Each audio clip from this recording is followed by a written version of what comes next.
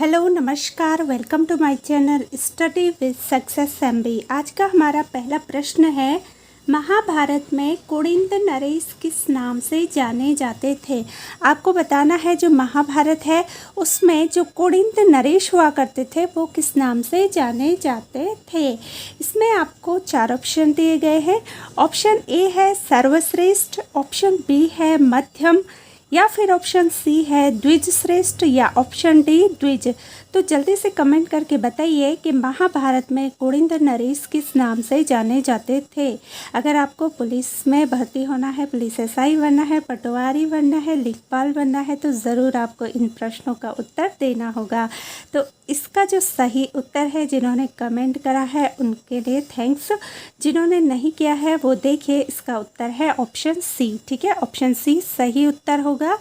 आप चाहे तो अब भी कमेंट करके अपना उत्तर भेज सकते हैं ताकि आपको आने वाले समय में हमेशा याद रहे इस प्रश्न का उत्तर। तो जो कुरिंद नरेश हुआ करते थे उनको महाभारत में क्या कहा जाता था? द्विज श्रेष्ठ कहा जाता था। अब हम अगला प्रश्न देखते हैं आज का। नेक्स्ट प्रश्न है आपका कि उत्तरकाशी का ऐतिहासिक नाम क्या है। आपको बताना है जो उत्तरकाशी जो ज़िला है उसका ऐतिहासिक नाम क्या है या फिर उसका पुराना नाम क्या है। ऑप्शन ए है गौविषण, ऑप्शन बी है गंगाद्वार, ऑप्शन सी है ब्रह्मपुर, या फिर ऑप्शन डी बाड़ाहाट। तो जल्दी से मुझे बताइए कि सही उत्तर क्या होगा। जो उत्तरकाशी है उसका ऐतिहासिक नाम क्या है। कई बार पूछा गया है, काफ़ी इम्पोर्टेंट ये प्रश्न है। तो जल्दी से बताइए उत्तरकाशी का ऐतिहासिक नाम क्या है। तो इसका जो सही आंसर है वो है ऑप्शन डी। जिन्होंने ऑप्शन डी कहा है वो सही उत्तर है। ठीक है, बाड़ाहाट कहा जाता है आपका उत्तरकाशी को। अब अगला प्रश्न देखते हैं। अगला प्रश्न है आपका कि स्वतंत्रता से पूर्व, ठीक है, स्वतंत्रता से पहले संयुक्त प्रांत की जो प्रांतीय परिषद है उसमें कुमाऊं प्रांत से प्रथम सदस्य कौन थे। आपको बताना है जो स्वतंत्रता से पूर्व जो संयुक्त प्रांत की प्रांतीय परिषद थी, ठीक है, जो प्रांतीय परिषद थी स्वतंत्रता से पहले की ये बात हो रही है, तो उसमें आपको बताना है कि कुमाऊं प्रांत से प्रथम सदस्य कौन था।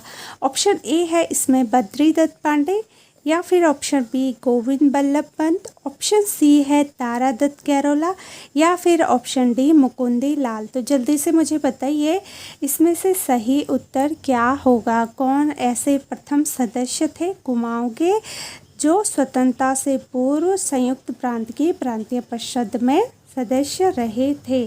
तो इसका जो सही उत्तर है जल्दी से कमेंट करें, वो हैं आपके गोविंद बल्लभ पंत जी। ठीक है, जो गोविंद बल्लभ पंत है वो आपके स्वतंत्रता से पूर्व जो संयुक्त प्रांत है उसकी प्रांतीय परिषद में क्या थे, प्रथम सदस्य रह चुके थे। और जो गोविंद बल्लभ पंत बने थे तो इनका अगर जन्म पूछा जाए कभी, गोविंद बल्लभ पंत काफ़ी महत्वपूर्ण भूमिका रही है इनकी हमारे उत्तराखंड से।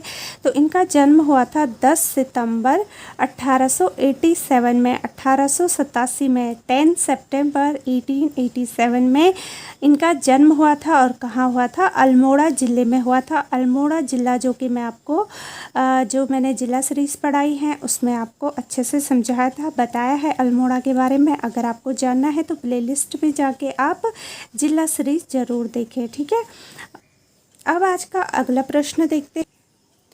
अगला प्रश्न है, पृथक उत्तराखंड राज्य निर्माण का कारण था। आपको बताना है कि क्या कारण था जिसके कारण पृथक उत्तराखंड राज्य का निर्माण किया गया। ऑप्शन ए है केंद्रीय सरकार की इच्छा थी, ऑप्शन बी पहाड़ी संस्कृति का संरक्षण था, या फिर ऑप्शन सी असंतुलित विकास व पिछड़ापन था, या ऑप्शन डी पर्वतवासियों की विशिष्ट पहचान थी। तो जल्दी से बताइए इनमें से क्या कारण था जिसके कारण जो हमारा उत्तरांचल है उससे उत्तराखंड राज्य का निर्माण किया गया। जल्दी से बताइए क्या सही उत्तर होगा। तो इसका जो सही आंसर है, जिसने ऑप्शन सी लिखा है, वो बिल्कुल सही है। जो पृथक उत्तराखंड राज्य के निर्माण में यह तर्क था कि पहाड़ी क्षेत्रों का संतुलित विकास नहीं हो पाया है, जिससे यह क्षेत्र क्या था, पिछड़ा हुआ था। इसी आधार पर ये असंतुलित विकास और पिछड़ापन दूर करने के लिए उत्तराखंड का गठन किया गया था। ठीक है, अब आज का अगला प्रश्न देखते हैं। आज का अगला प्रश्न है, कुमाऊं में गोरखा शासक कब स्थापित हुआ।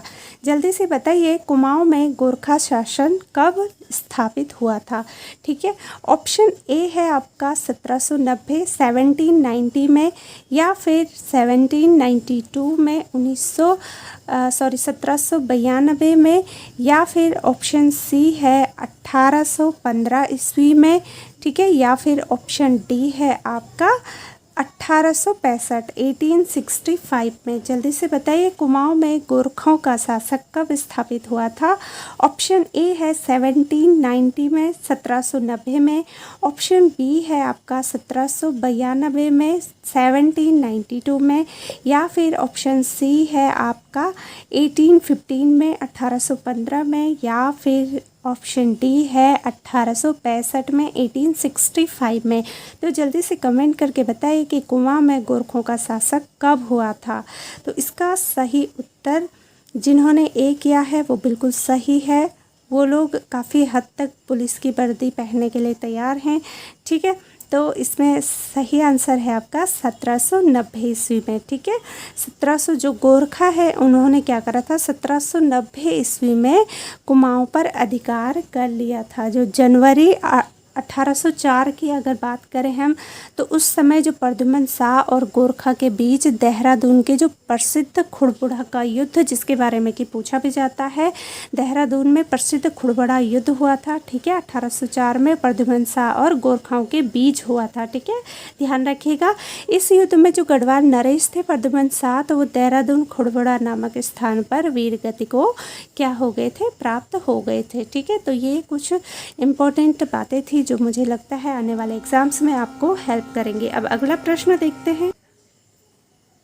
अगला प्रश्न है, अगर आपने ध्यान से मेरी वीडियोस को देखा है, सुना है, तो आप ज़रूर इस प्रश्न का आंसर कमेंट करेंगे और देखेंगे कि आपको कितना याद रहता है। खुड़बुड़ा का युद्ध हुआ था, आपको बताना है। जो खुड़बुड़ा का देहरादून में प्रसिद्ध युद्ध हुआ था वो कब हुआ था। तो जल्दी से बताइए कब हुआ था। ऑप्शन ए है 1800 ईस्वी में, ऑप्शन बी है 1804 ईस्वी में, ऑप्शन सी है 1710 ईस्वी में, या फिर ऑप्शन डी 1805 ईस्वी में। तो जल्दी से बताइए कि कब हुआ था खुड़बुड़ा का युद्ध। ठीक है, तो इसका जो सही आंसर है आप देख सकते हैं।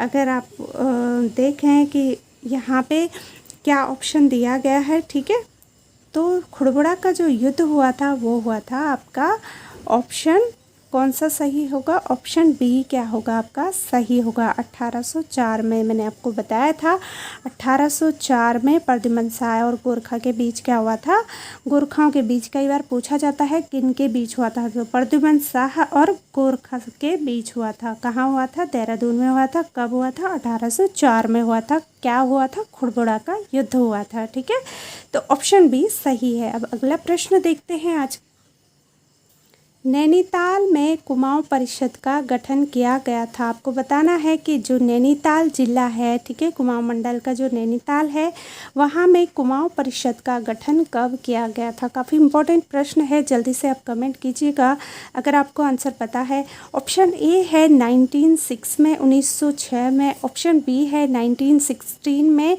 1916 में, या फिर ऑप्शन सी है 1926 में, 1926 में, या फिर ऑप्शन डी 1936 में, 1936 में। तो एक बार आप चारों ऑप्शन देख लीजिए, अच्छे से सोच समझ के कमेंट कीजिएगा, फिर सोच समझ के कि कब नैनीताल में कुमाऊं परिषद का गठन किया गया था।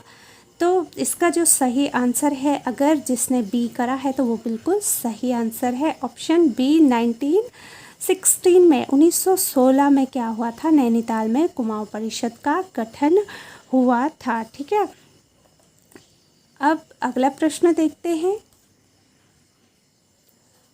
अगला प्रश्न है गढ़वाल सर्वदलित परिषद, ठीक है, जो गढ़वाल सर्वदलित परिषद है उसका गठन 1928 ईस्वी में किया था। अब आपने बताना है कि किसने किया था।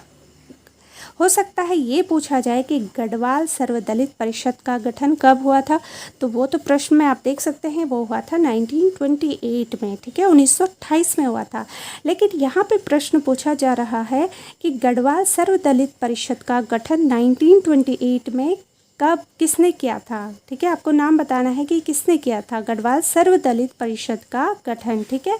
ऑप्शन ए है आपका मोहन सिंह मेहता ने, ऑप्शन बी है बद्रीदत्त पांडे ने, ऑप्शन सी है जयानंद भारती ने, या फिर ऑप्शन डी है आपका हरगोविंद पंत जी ने। तो जल्दी से बताइए कि गढ़वाल सर्वदलित परिषद का गठन 1928 ईस्वी में किसने किया था। जल्दी से बताइए, इम्पोर्टेंट प्रश्न है। तो इसमें जिसने सही आंसर सी किया है उनके लिए एक बार क्लैपिंग हो जाए। बहुत अच्छे आंसर कमेंट किए हैं उन्होंने, तो ऑप्शन सी क्या होगा आपका सही होगा, ठीक है। 1928 में जो गढ़वाल सर्वदलित परिषद है उसका गठन किया था जयानंद भारती जी ने। अब अगला प्रश्न देखते हैं। आज का अगला प्रश्न है अल्मोड़ा में कांग्रेस की स्थापना किस वर्ष में हुई थी। इसका आंसर आप खुद कमेंट करोगे, मैं नहीं बताऊंगी, ठीक है। ऑप्शन ए है 1911 में, ऑप्शन बी है 1919 में, ऑप्शन सी है 1895 में, या फिर ऑप्शन डी 1912 में। जल्दी से आप लोग खुद कमेंट करके बताइए कि तो जल्दी से कमेंट करके बताइए अल्मोड़ा में कांग्रेस की स्थापना किस वर्ष हुई थी। इसका आंसर आप लोग खुद कमेंट करेंगे। ऑप्शन ए है 1911 में, ऑप्शन बी है 1919 में, ऑप्शन सी है आपका 1895 में, 1895 में, या फिर ऑप्शन डी है 1912 में। चारों ऑप्शनों को देख लीजिए और जो आपको सही आंसर लगता है कमेंट करके ज़रूर बताएं। अब आज का हम अगला प्रश्न देखते हैं। आज का लास्ट प्रश्न है टिहरी राज्य किस तिथि को उत्तर प्रदेश का एक जनपद बना था, ठीक है। आपको बताना है जो टिहरी राज्य है वो किस दिनांक को, किस डेट को उत्तर प्रदेश का एक जनपद बना था। चार ऑप्शन दिए गए हैं। ऑप्शन ए है 1 अगस्त 1949 को, 1 अगस्त 1949 को, ऑप्शन बी है 15 अगस्त 1947 को, ऑप्शन सी है 26 जनवरी 1950 को, या फिर ऑप्शन डी है 1 दिसंबर 1949 को। तो जल्दी से कमेंट करके बताइए जो टिहरी राज्य है वो किस तिथि को उत्तर प्रदेश का एक जनपद बना था। जिन लोगों को आंसर आता है वो कमेंट करके ज़रूर बताएं। इसमें जिसने ए ऑप्शन पे कमेंट करा है वो बिल्कुल सही उत्तर है। Option A is the right answer. 1 अगस्त 1949 को जो श्रीदेव सुमन के नेतृत्व में टिहरी प्रजामंडल की स्थापना के साथ ही जनता के अधिकारों के लिए संघर्ष में क्या हुआ था, तीव्रता आई थी। इसके लिए उन्होंने जेल में जो 84 डेज़ की भूख हड़ताल की थी और शकलाना विद्रोह और क्रांतिकीर जो आंदोलन के साथ श्रीदेव सुमन टिहरी राज्य में क्या हुए थे, वंशानुगत शासक के विरुद्ध लड़े थे। इसका जो रिजल्ट आया था भारतीय संघ में टिहरी राज्य की क्या हुई थी, विलय की प्रक्रिया को गति प्रदान हुई थी। फलतः क्या हुआ था, टिहरी क्या हुआ था, 1 अगस्त 1949 को क्या हुआ था, वो एक जनपद बना था। कहाँ का, उत्तर प्रदेश का। इम्पोर्टेंट प्रश्न है, पूछा जा सकता है, तो आप इसे अच्छे से देख लें। तो चलिए फिर, उम्मीद करती हूँ आपको सारे प्रश्न बहुत अच्छे लगे होंगे।